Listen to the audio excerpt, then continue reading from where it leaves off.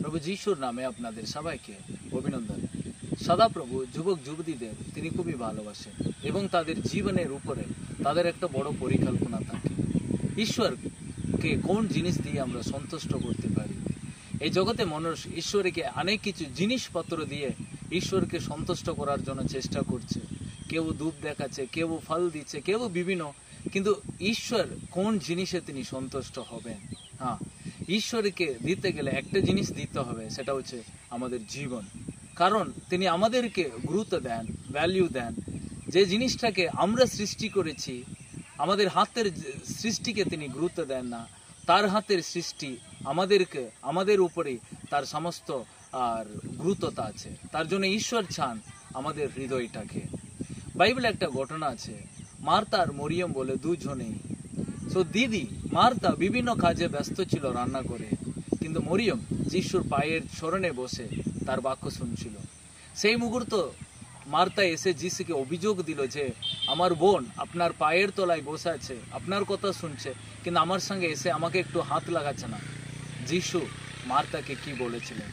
Look পুস্তক অধ্যায় 10 সেখানে দুটো পথ আছে, একটা হচ্ছে 41 এবং 42 পথে লেখা আছে।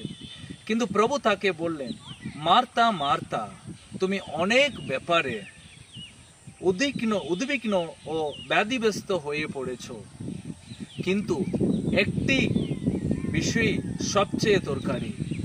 মরিয়ম সে অত্যন্ত প্রয়োজনীয় বিষয়টি বেছে নিয়েছে, যা কখনো তার কাছে থেকে কেড়ে নেওয়া যাবে না।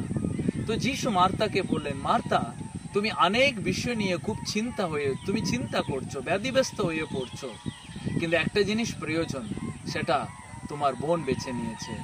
মার্তা রান্না করছিল, কিন্তু তার মনের মতো অনেক চিন্তা ছিল। কিন্তু মরিয়ম দিদিকে হেল্প করেনি, কিন্তু যিশুর পায়ে বসে যিশুর বাক্য শুনছিল। যিশু এখানে বুঝাচ্ছেন একটা জিনিস প্রয়োজন, সেটা মরিয়ম বেছে নিয়েছে। কোনটা? যিশুর চরণে বসা। যিশুকে, ঈশ্বরকে সন্তুষ্ট করার জিনিস একটাই প্রিয়।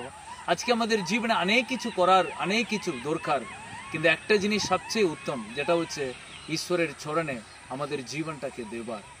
যা কিছু সিদ্ধান্ত নেব, যিশুর কাছে গিয়ে তার চরণে বসে যদি আমরা সমর্পণ করে যদি আমরা অপেক্ষা করি, প্রভু আমাদেরকে সঠিক জিনিস বেছে নিতে সাহায্য করবেন।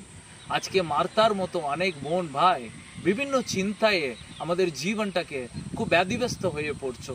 আজকে যারা এই বাক্য শুনছো, আমি বলছি তোমাদের জীবনে একটাই প্রয়োজন, ঈশ্বরের চরণে, ঈশ্বরের কাছে গিয়ে জীবনটাকে সমর্পণ করার। আজকে অনেক কিছু জিনিস তোমাকে ঈশ্বরের কাছে থেকে ছড়ানোর চেষ্টা করছে, কিন্তু তুমি যাও যিশুর চরণে বসো, সেটা তোমার জীবনটাকে আলোকিত করবে। মরিয়ম উত্তম জিনিস বেছে নিয়েছে, আজকে তুমিও উত্তম জিনিস বেছে নাও। যিশু এই বাক্য দিয়ে সবাইকে আশীর্বাদ করো। God bless you.